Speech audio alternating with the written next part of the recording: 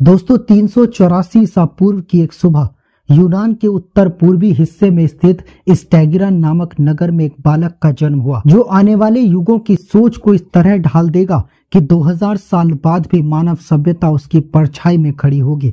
इसका नाम था अरस्तु।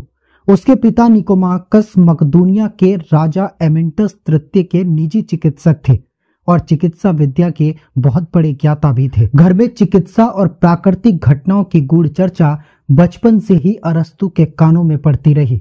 बालक की आंखें हमेशा प्रश्नों से भरी रहती। क्यों, कैसे, क्या? इन प्रश्नों की खोज में उसकी दृष्टि जन्म से ही एक सामान्य व्यक्ति से अलग प्रतीत होती थी।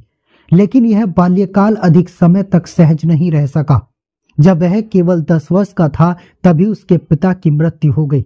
उसकी मां पहले ही चल बसी थी। अब उसका पालन पोषण रिश्तेदारों के संरक्षण में हुआ, पर शिक्षा के प्रति उसकी जिज्ञासा किसी की छाया पर निर्भर नहीं थी। वह भीतर से उपजी हुई थी। किशोर अवस्था में अरस्तु को भीतर से यह लगने लगा था कि किसी राजा के दरबार में सेवक बनने की अपेक्षा उस ज्ञान की खोज करना अधिक मूल्यवान है जो मनुष्य और प्रकृति के रहस्यों को उजागर करता है। 17 वर्ष की अवस्था में वह एथेंस पहुंचा, वह नगर जिसे उस समय विश्व की बौद्धिक राजधानी कहा जा सकता था। वहां उन्होंने प्लेटो के प्रसिद्ध एकेडमी में प्रवेश लिया। प्लेटो स्वयं सुकरात के शिष्य थे और सुकरात की मृत्यु के पश्चात वे दर्शन की मशाल लेकर आगे बढ़े थे। प्लेटो के साथ अरस्तु ने 20 वर्षों तक अध्ययन किया, पर उनका संबंध केवल शिष्य और आचार्य तक सीमित नहीं रहा। धीरे धीरे वह बहस, सहमति और मतभेद की यात्रा बन गया। अरस्तु का चिंतन प्लेटो से अलग था। प्लेटो ने आदर्श रूपों की दुनिया की कल्पना की थी, एक ऐसी वास्तविकता जो भौतिक जगत से परे थी और शुद्ध विचारों की दुनिया थी। पर अरस्तु धरातल पर रहता था। उसका मानना था कि सत्य इस संसार में ही कहीं है। जो कुछ हमारे चारों ओर है वही ज्ञान की आधारशिला हो सकता है। वह अनुभव और तर्क का सहारा लेकर सत्य को गहराई से समझने में विश्वास करता था। इसीलिए एकेडमी में रहते हुए भी वह प्लेटो के विचारों से धीरे धीरे अलग होता गया। प्लेटो की मृत्यु के बाद अरस्तु को एकेडमी का नेतृत्व तो नहीं सौंपा गया। यह संभवतः उनके दृष्टिकोणों के अंतर के कारण हुआ। इससे निराश होकर वह एथेंस छोड़कर एशिया माइनर के असीस नामक नगर चला गया, जहां वह हर्मियास नामक शासक के संरक्षण में रहा। वहीं रहते हुए उसने अपनी पहली विधिवत वैज्ञानिक खोजें शुरू की। जीव जंतुओं का अवलोकन, भौगोलिक विशेषताओं का अध्ययन और समाज के नियमों की पड़ताल करना शुरू किया। यहीं पर उसने पायथियास नामक महिला से विवाह किया जो हर्मियास की भांजी थी। यह गहरी और स्नेहिल संगति थी। हालांकि यह संबंध बहुत अधिक समय तक नहीं चल सका, पर उस अवधि में अरस्तु के व्यक्तित्व में एक नई परिपक्वता आई। उसके बाद उसे एक ऐसा निमंत्रण मिला जिसने उसके जीवन की दिशा ही बदल दी। मैसिडोनिया के राजा फिलिप द्वितीय ने उसे अपने पुत्र युवा सिकंदर को शिक्षित करने का अनुरोध किया। अरस्तु ने यह प्रस्ताव स्वीकार किया। एक गुरु और एक शिष्य के इस मिलन के इतिहास की धारा को प्रभावित किया। अरस्तु ने सिकंदर को केवल युद्ध कला ही नहीं बल्कि दर्शन, राजनीति, तर्कशास्त्र और मानवता का भी ज्ञान दिया। उसने सिकंदर को यह सिखाया कि कोई भी शासक तभी महान बनता है जब वह ज्ञान और न्याय के सिद्धांतों को समझे और उनका सम्मान करे। 3 वर्षों तक अरस्तु ने सिकंदर को शिक्षा दी। सिकंदर ने बाद में एशिया की विजयी यात्रा शुरू की और वह एक शक्तिशाली सम्राट बना। पर उसमें अरस्तु की शिक्षा की छाया हमेशा देखी जा सकती है। वह विभिन्न संस्कृतियों का सम्मान करता था, विज्ञान और साहित्य के संरक्षण के प्रति गंभीर था और ज्ञान के प्रति जिज्ञासु बना रहा। जब सिकंदर राजा बन गया तब अरस्तु एथेंस लौट आया। अब वह एक प्रसिद्ध और सम्मानित विद्वान बन चुका था। वहां उसने लाइसियम नाम से अपने स्वयं की शिक्षण संस्था की स्थापना की। यह संस्था एक खुले परिसर में स्थित थी जहां शिक्षक और विद्यार्थी टहलते हुए चर्चा करते थे। इसीलिए उनके अनुयायियों को पेरिपैटेटिक कहा जाता था, जिसका अर्थ था टहलते हुए दर्शन करने वाले। अब उसका जीवन सबसे गहन रचनात्मकता के काल में प्रवेश कर चुका था। उसने तर्कशास्त्र और औपचारिक रूप दिया जिसे आज भी अरिस्टोटेलियन लॉजिक के नाम से पढ़ाया जाता है। उसने जीव विज्ञान, राजनीति, नीतिशास्त्र, काव्यशास्त्र, खगोल शास्त्र, भौतिकी और भाषा शास्त्र जैसे लगभग हर ज्ञान विषय में रचनाएं की। वह विश्लेषण करता था, तुलना करता था और वर्गीकरण करता था। उसने 500 से अधिक प्रजातियों का वर्णन किया। उनके अंगों, व्यवहार और जीवन चक्र का विस्तृत अध्ययन प्रस्तुत किया। वह यह मानता था कि किसी भी विषय को समझने के लिए पहले उसका उद्देश्य जानना चाहिए, वह क्यों अस्तित्व में है, उसका अंतिम कारण क्या है। इसी को उसने फाइनल कॉज कहा, जो उसके दर्शन की रीढ़ बन गया। उसका दर्शन किसी काल्पनिक आदर्श पर आधारित नहीं था, वह प्रत्यक्ष अनुभवों, सूक्ष्म निरीक्षण और तार्किक निष्कर्षों का परिणाम था। अरस्तु को यह भी दृढ़ विश्वास था कि मनुष्य एक राजनीतिक प्राणी है। वह यह मानता था कि समाज और राज्य मनुष्य की प्रकृति के अनुकूल है। उसका राजनीति पर लिखा गया ग्रंथ आज भी राजनीतिक विज्ञान के नींव माना जाता है। उसमें उसने विभिन्न प्रकार की शासन प्रणालियों का विश्लेषण किया, तानाशाही, लोकतंत्र, कुलीन तंत्र, और यह बताया कि कैसे कोई शासन टिकता है, कैसे गिरता है और उसमें नैतिकता की क्या भूमिका होती है। उसकी नैतिकता का सिद्धांत मध्यम मार्ग पर आधारित था, जहां अतिशयोक्ति और न्यूनता दोनों से बचते हुए संतुलन में रहना नैतिकता का मूल था। साहस और कायरता के बीच का साहसी विवेकपूर्ण निर्णय ही सद्गुण है। यही उसकी सोच थी। कोई भी कार्य अत्यधिक या अत्यल्प नहीं होना चाहिए। अरस्तु की शिक्षण संस्था लाइसियम अब केवल एक विद्यालय नहीं रह गई थी, वह एक प्रयोगशाला, एक पुस्तकालय और एक विचारशाला बन चुकी थी, जहां मानव मस्तिष्क की सभी संभावनाओं की खोज चल रही थी। वह अपने शिष्यों को केवल ज्ञान नहीं देता था, उन्हें सोचने की स्वतंत्रता देता था। वे पेड़ों की छाया में बैठकर तर्क करते, चलती हवा में विचारों की लहरें बनती और हर प्रश्न के उत्तर खोजने की एक अथक ललक दिखती। उसके विद्यार्थियों में थियोफ्रास्टस जैसे दार्शनिक भी थे, जिन्होंने आगे चलकर अरस्तु की विरासत को आगे बढ़ाया। अरस्तु दिन रात काम करता था। उसकी अध्ययन विधि अत्यंत कठोर थी। वह किसी विषय को तब तक नहीं छोड़ता था जब तक वह उसकी गहराई तक न पहुंच जाए। उसने प्रकृति के हर रूप का निरीक्षण किया, पक्षियों का व्यवहार, मछलियों की गति, पौधों की वृद्धि, हवाओं की दिशा, तारों की चाल आदि। उनके लेखन में केवल विचार नहीं, अनुभव और प्रयोग भी शामिल होते थे। वे एक ऐसे विद्वान थे जो पुस्तकों से नहीं, जीवन से सीखते थे। उसके ग्रंथ की संख्या सैकड़ों में थी, लेकिन इनमें से बहुत से नष्ट हो चुके हैं और जो बचे हैं वे उसके शिष्यों द्वारा संकलित व्याख्यानों पर आधारित हैं। उसकी शैली वैज्ञानिक थी, तर्क से भरपूर और विश्लेषण परक भी थी। वह किसी भी विषय पर लिखने से पहले उसके प्रत्येक भाग को अलग अलग करता, उन्हें समझता और फिर पूरे ढांचे को फिर से जोड़ता था, जैसे कोई कुशल मूर्तिकार पत्थर से मूर्ति बनाता है। लेकिन राजनीति और दर्शन से भरी इस दुनिया में जीवन कभी सरल नहीं होता। सिकंदर, जिसका अरस्तु ने बचपन में शिक्षण किया था, अब एक विशाल साम्राज्य का सम्राट बन चुका था, पर उसकी मृत्यु ने समूचे यूनान में एक राजनीतिक हलचल पैदा कर दी थी। एथेंस में मकदूनिया विरोधी भावनाएं उभरने लगी। अरस्तु, जो मकदूनिया से था और जिसे सिकंदर का संरक्षक माना जाता था, उसे संदेह की दृष्टि से देखा जाने लगा। उस पर आरोप लगाए गई कि वह एथेंस के प्रति वफादार नहीं है। यह स्थिति किसी सार्वजनिक मुकदमे या दंड की ओर बढ़ रही थी। अरस्तु ने यह देखा और तुरंत निर्णय लिया। वह जानता था कि एथेंस कभी कभी अपने महानतम नागरिकों से भी न्याय नहीं करता। सुकरात को विष देकर मार देने वाली यही एथेंस थी। अरस्तु ने कहा कि वह एथेंस को एक और पाप करने का अवसर नहीं देना चाहता। ये कहते हुए वह एथेंस से निकल गया और यूबोइया द्वीप पर चला गया, जहां उसने अपना अंतिम समय शांति से बिताया। वहां उसका स्वास्थ्य धीरे धीरे गिरने लगा। जीवन भर के अध्यवसाय, मानसिक परिश्रम और राजनीतिक दबाव ने उसके शरीर को थका दिया था, पर उसका मस्तिष्क अब भी विचारों से भरा हुआ था। वह अब भी लेखन करता था, अपने शिष्यों से संवाद करता था और जीवन के रहस्यों को सुलझाने की कोशिश करता रहा। लेकिन वह जानता था कि उसका समय अब सीमित है। 322 ईसा पूर्व में लगभग 62 वर्ष की आयु में अरस्तु का देहांत हो गया। वह शांतिपूर्ण था, जैसे कोई दीपक धीरे धीरे बुझता है, बिना शोर, बिना किसी शिकायत के। पर उसके बुझने के साथ एक युग का अंत नहीं, बल्कि एक युग की शुरुआत हुई। उसकी मृत्यु के बाद उसके विचार जीवित रहे। उन्होंने यूनान से लेकर रोम, भारत से लेकर इस्लामी संसार तक की सभ्यताओं को प्रभावित किया। उसकी तर्कशास्त्र की प्रणाली ने विज्ञान को संरचना दी, उसकी राजनीति ने शासन को दिशा दी, उसकी नैतिकता ने जीवन को संतुलन सिखाया। अरस्तु की विरासत कुछ पुस्तकों तक सीमित नहीं रही। उसकी सोच ने मानव सभ्यता के सोचने के ढंग को बदल दिया। जब मध्ययुगीन यूरोप अंधकार में था, तब अरब विद्वानों ने अरस्तु के लेखनों को संरक्षित किया और उनका अनुवाद किया।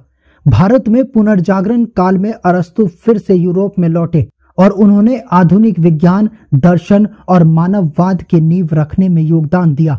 आधुनिक काल में भी जब विज्ञान ने आकाश को छू लिया है और तकनीक ने जीवन को पलट दिया है, तब भी अरस्तु के विचार उतने ही प्रासंगिक हैं जितने 2000 साल पहले थे। वह सिखाते हैं कि ज्ञान केवल सूचना नहीं, समझ है, कि तर्क केवल बुद्धि नहीं, विवेक है, कि जीवन केवल अस्तित्व नहीं, उद्देश्य है। वह केवल एक दार्शनिक नहीं थे, वह एक अन्वेषक थे, शिक्षक थे, वैज्ञानिक थे और मानव प्रेमी भी थे। उनका जीवन एक निरंतर प्रश्न था, यह जानने की चाह कि हम कौन हैं, हम क्यों हैं और हम कैसे बेहतर हो सकते हैं। और यह प्रश्न जो उन्होंने जीवन भर पूछा, आज भी हमारे भीतर गूंजता है। अरस्तु का जीवन जितना दार्शनिकता से भरा था, उतना ही वैज्ञानिक सोच से भी भरा था। उसने कभी विज्ञान को दर्शन से अलग नहीं किया। वह मानता था कि प्रकृति को समझने की शुरुआत वहीं से होती है जहां मनुष्य अपने चारों ओर की दुनिया को देखना शुरू करता है। उसने कभी भी अंधविश्वास को ज्ञान नहीं माना। उसके लिए ज्ञान वही था जिसे देखा, समझा और तर्क से परखा जा सके। वह अपने समय से बहुत आगे सोचता था। उसने यह जान लिया था कि किसी भी चीज को समझने के लिए पहले यह जानना जरूरी है कि वह क्यों है, इसका क्या कारण है। इसलिए उसने हर वस्तु के 4 कारण बताए: भौतिक कारण, रूपात्मक कारण, क्रियात्मक कारण और अंतिम कारण। उन्होंने उदाहरण दिया कि एक मूर्ति का भौतिक कारण पत्थर है, उसका रूपात्मक कारण वह आकृति है जिसे गढ़ा गया है, उसका क्रियात्मक कारण वह मूर्तिकार है जिसने उसे बनाया है, और उसका अंतिम कारण वह उद्देश्य है जिसके लिए वह मूर्ति बनाई गई है। यही 4 कारण उसकी वैज्ञानिक पद्धति की नींव बनते हैं। उसने हर वस्तु के अस्तित्व को केवल उसकी रचना से नहीं, उसके उद्देश्य से भी जोड़कर देखा। वह यह नहीं मानता था कि ब्रह्मांड किसी संयोग से बना है। उसके लिए हर चीज के पीछे कोई कारण, कोई उद्देश्य अवश्य होता है।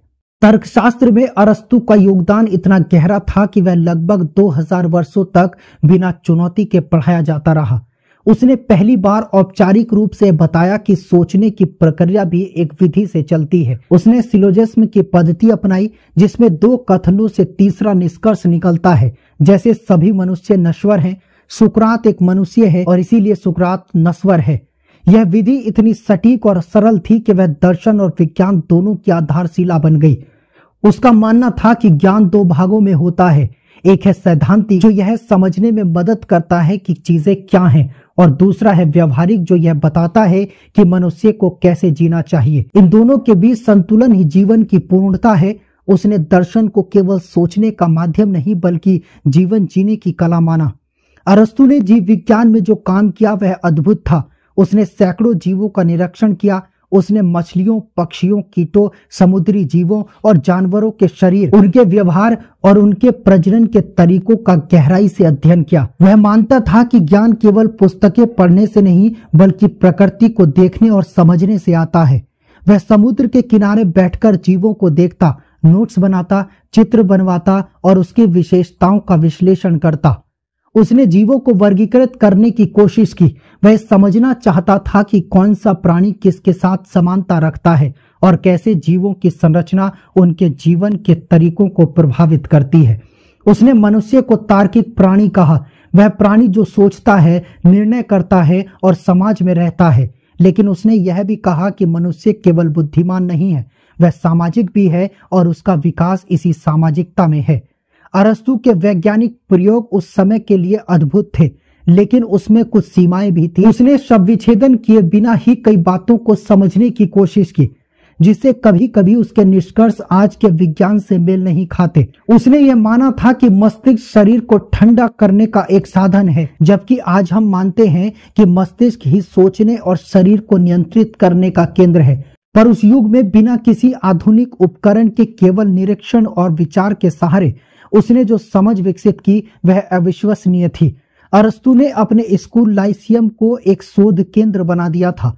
उसके विद्यार्थी उसके साथ प्रयोग करते, नोट्स बनाते, तर्क करते और निष्कर्ष निकालते। वह एक प्रश्न पूछता और फिर उसके उत्तर की खोज में पूरा विद्यालय लग जाता। यह केवल शिक्षण नहीं था, यह जीवंत शोध प्रक्रिया थी जो हर दिन कुछ नया उत्पन्न करती थी। उसने खगोल शास्त्र, भूगोल, ध्वनि, गति, प्रकाश और समय पर भी विचार किया।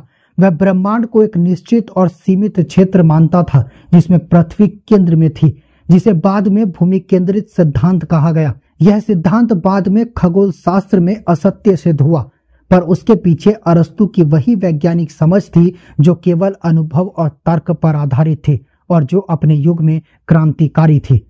उसका एक और महान योगदान भाषा और कविता को समझने में था। उसने काव्य शास्त्र नामक ग्रंथ में बताया कि नाटक, विशेषकर त्रासदी, कैसे मानव भावनाओं को शुद्ध करती है। उसने कैथारसिस का सिद्धांत दिया, जिसमें नाटक के माध्यम से दर्शन अपने भीतर के भय और करुणा को अनुभव करता है और एक प्रकार की आंतरिक शुद्धि से गुजरता है। वह मानता था कि कला केवल आनंद नहीं, आत्मा की चिकित्सा भी है।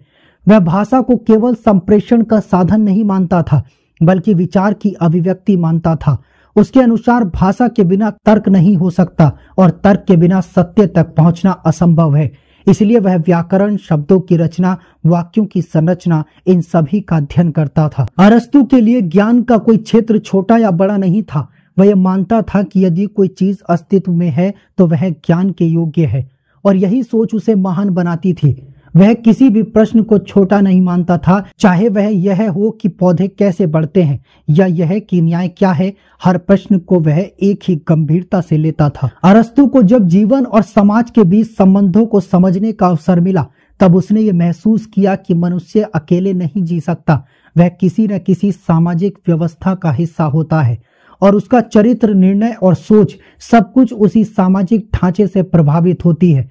वह मानता था कि मनुष्य जन्म से सामाजिक होता है और समाज के बिना उसका अस्तित्व अधूरा है। उसने यह कहा कि मनुष्य एक राजनीतिक प्राणी है। इसका अर्थ यह नहीं है कि हर व्यक्ति राजनीति करता है, बल्कि यह है कि हर व्यक्ति किसी न किसी रूप में राज्य और समाज का हिस्सा है। वह अकेले जंगल में नहीं जीता, वह नियमों, अधिकारों और उत्तरदायित्वों के साथ एक बड़ी व्यवस्था में जीता है।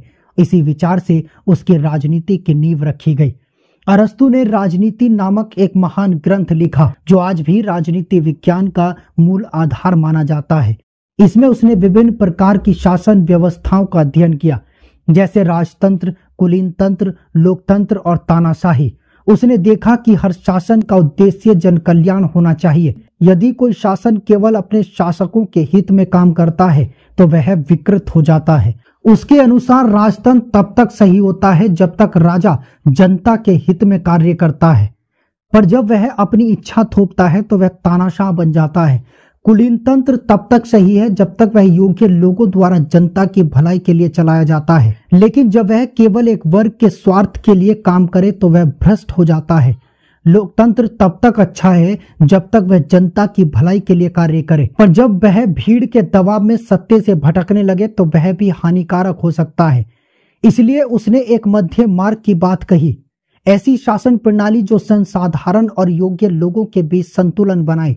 वह मानता था कि एक अच्छा राज्य वह है जो कानून के अनुसार चलता है, जहां न्याय सर्वोपरि है और जहां नागरिकों को शिक्षा, सुरक्षा और समान अवसर मिलते हैं।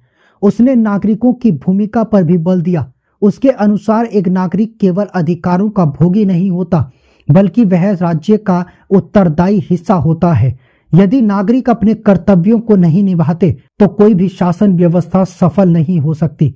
वह कहता था कि एक अच्छा नागरिक वही होता है जो अपने समाज को समझे, उसमें भाग ले और उसे बेहतर बनाने में योगदान दे। नीति शास्त्र में अरस्तु ने जीवन की दिशा बताने की कोशिश की। उसने निकोमेकियन एथिक्स नामक ग्रंथ लिखा, जिसे वह अपने पुत्र निकोमेकस को समर्पित करता है। इसमें उसने यह बताया कि मनुष्य का अंतिम उद्देश्य सुख है, लेकिन यह सुख इंद्रियों की तृप्ति से नहीं, सद्गुण से प्राप्त होता है। उसके अनुसार सच्चा सुख वह है जो आत्मा की पूर्ति से आता है। उसने सद्गुणों को दो वर्गों में बांटा, बौद्धिक और नैतिक। बौद्धिक सद्गुण जैसे ज्ञान, समझ और विवेक अध्ययन और शिक्षा से प्राप्त होते हैं। नैतिक सद्गुण जैसे साहस, दया, संयम, उदारता यह अभ्यास और चरित्र निर्माण से आते हैं। उसने यह भी बताया कि सद्गुण का अर्थ है दो अतियों के बीच का मध्य, जैसे साहस कायरता और दुस्साहस के बीच का गुण है। उदारता कृपणता और अव्यय के बीच का संतुलन है। उसने यह भी कहा कि किसी भी सद्गुण को अपनाने के लिए अभ्यास की आवश्यकता होती है। कोई व्यक्ति जन्म से ही सद्गुणी नहीं होता, बल्कि अपने कर्मों, आदतों और सोच के द्वारा वह उसे प्राप्त करता है। इसलिए उसने शिक्षा के जीवन का सबसे आवश्यक आधार बताया, एक ऐसी प्रक्रिया जो न केवल जानकारी देती है बल्कि चरित्र भी बनाती है। अरस्तु के लिए नैतिकता कोई बाहर से थोपी गई चीज नहीं थी। वह मानता था कि हर व्यक्ति के भीतर यह क्षमता होती है कि वह सही और गलत को समझ सके, लेकिन यह क्षमता तभी फलित होती है जब उसे दिशा, प्रशिक्षण और विवेक मिले। इसलिए उसने अच्छे समाज, सही शासन और समुचित शिक्षा को मिलाकर एक आदर्श नागरिक की कल्पना की। उसका दृष्टिकोण एक समग्र दृष्टिकोण था। उसने मनुष्य को केवल शरीर या आत्मा के रूप में नहीं देखा, बल्कि एक ऐसा प्राणी माना जो सोचता है, करता है और समाज में जीता है। उसके लिए हर व्यक्ति का कर्तव्य था कि वह न केवल अपना जीवन बेहतर बनाए, बल्कि अपने समाज को भी बेहतर बनाए। उसका यह विचार आज भी उतना ही प्रासंगिक है जितना उस युग में था। आज के लोकतंत्रों में नागरिक की भागीदारी, नीति निर्माण, सामाजिक उत्तरदायित्व और नैतिक शिक्षा, यह सभी बातें उसी विचार की प्रतिध्वनि हैं जो अरस्तु ने 2000 वर्ष पूर्व कही थी। अरस्तु का राजनीतिक और नैतिक दर्शन यह नहीं कहता कि समाज आदर्श होना चाहिए, बल्कि यह बताता है कि कैसे मनुष्य अपने कर्मों, समझ और निर्णय से उसे बेहतर बना सकता है। यही वह सोच थी जिसने भविष्य के दार्शनिकों, राजनीतिज्ञों और विचारकों को प्रेरित किया। उसके विचारों में वह शक्ति थी जो किसी भी सभ्यता को दिशा दे सकती थी, और यही कारण था कि आने वाले युगों में अरस्तु को केवल दार्शनिक नहीं, शिक्षक के रूप में याद किया गया। जब अरस्तु ने एथेंस लौटकर अपने विचारों को स्थायी रूप देने का निर्णय लिया, तब उसने लाइसियम नामक विद्यालय की स्थापना की। यह कोई साधारण शिक्षण संस्थान नहीं था, वह एक ऐसा स्थान था जहां ज्ञान केवल पुस्तकों में नहीं, जीवन के हर अनुभव में खोजा जाता है। यह विद्यालय किसी भवन के भीतर सीमित नहीं था, बल्कि वह एक खुला परिसर था जिसमें वृक्षों की छाया, पथों की चौड़ाई और आकाश के नीलिमा सभी शिक्षा के साधन बन गए थे। अरस्तु टहलते हुए पढ़ते थे, इसी कारण उनके शिष्यों को पेरिपैटिक कहा जाने लगा, जिसका अर्थ होता है जो टहलते हुए ज्ञान प्राप्त करते हैं। जब अरस्तु की मृत्यु हुई तो उसकी देह तो एक द्वीप पर मिट्टी में विलीन हो गई, लेकिन उसके विचार समुद्र की लहरों की तरह दूर दूर तक फैलते चले गए। उसके लिखे हुए शब्दों में वह शक्ति थी जो समय की सीमाओं को पार कर सकती थी। उस युग में जब अधिकतर ज्ञान मौखिक था और लिखित ग्रंथ कम ही सुरक्षित रह पाते थे, तब भी उसके शिष्यों ने उसके विचारों को संभाल कर रखा। थियोफ्रास्टस और अन्य अनुयायियों ने उसके व्याख्यानों, नोट्स और शिक्षाओं को संकलित किया, जिससे उसका दर्शन आने वाली पीढ़ियों तक पहुंच सका। लेकिन अरस्तु के विचारों की यात्रा सीधी नहीं थी। एथेंस में उसकी शिक्षण संस्था लाइसियम धीरे धीरे कमजोर होती गई और राजनीतिक परिवर्तनों के कारण उसका अस्तित्व संकट में पड़ गया। कुछ शताब्दियों तक अरस्तु का दर्शन पश्चिमी दुनिया में सीमित हो गया। प्लेटो की कल्पनात्मक विचारधारा और सुकरात की नैतिकता की चर्चा तो होती रही, लेकिन अरस्तु के व्यवहारिक, विश्लेषणात्मक और वैज्ञानिक दृष्टि को वह महत्व नहीं मिला जो उसने अपने जीवन में अर्जित किया था। लेकिन यह स्थिति अधिक समय तक नहीं रही।